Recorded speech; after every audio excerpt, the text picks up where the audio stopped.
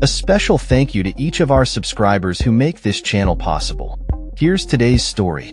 In a tradition that dates back to the George H.W. Bush administration, President Donald Trump carried out the annual Thanksgiving turkey pardoning ceremony on Tuesday. But this year's event took an unexpected and dark turn. The ceremony, held in the recently renovated White House Rose Garden, was meant to be a light-hearted occasion, featuring the pardoning of two turkeys named Gobble and Waddle. However, Trump used the platform to launch into a series of partisan complaints and grim narratives about crime in Democratic-led cities. The event began with Trump boasting about the renovations to the Rose Garden, where he was joined by guests, including Vice President J.D. Vance's family. As light rain fell, Trump announced that he had an important announcement to make before proceeding with the pardons. He claimed that a rigorous investigation by various government agencies, including the Department of Justice and the FBI, concluded that last year's turkey pardons, granted by President Joe Biden, were invalid. They're hereby null and void, Trump declared, asserting that the turkeys from the previous year, Peach and Blossom, were on their way to be processed for food before he intervened to save them. As the ceremony continued, Trump could not resist inserting partisan jabs into his remarks. He humorously mentioned that he considered naming the turkeys after prominent Democrats, Chuck and Nancy, but quickly clarified that he would never pardon them.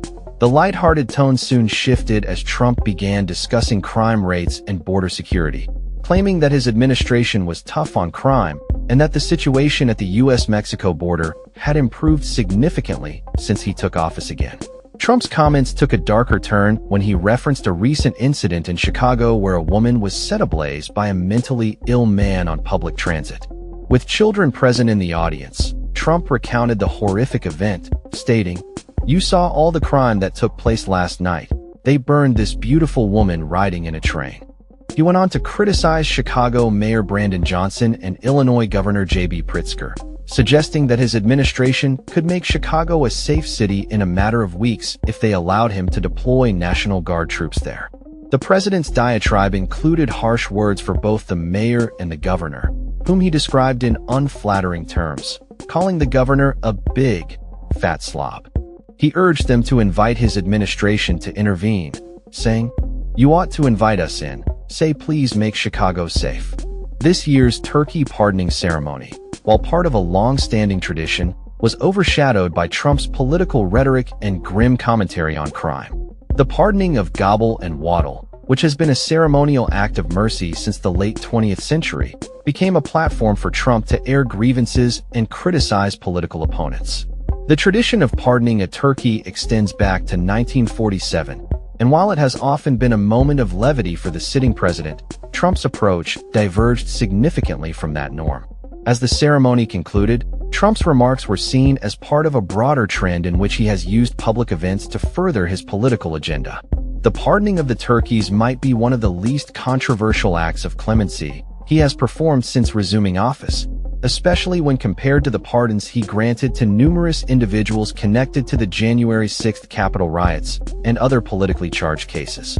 In recent months, Trump has also hinted at the possibility of pardoning figures such as Ghislaine Maxwell, further raising eyebrows about his approach to clemency. Despite the serious undertones of his speech, the event still featured moments of humor, including Trump's playful remarks about the turkeys.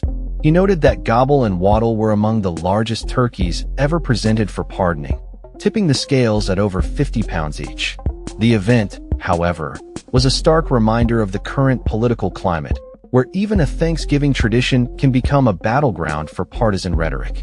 As Trump prepares to head to Mar-a-Lago for the holiday, the turkey pardoning ceremony serves as a reflection of his presidency, one that blends lighthearted traditions with serious political commentary. With the 2024 election looming, it's clear that Trump intends to keep the focus on his grievances and the issues he believes resonate with his base, even during moments meant for celebration and gratitude.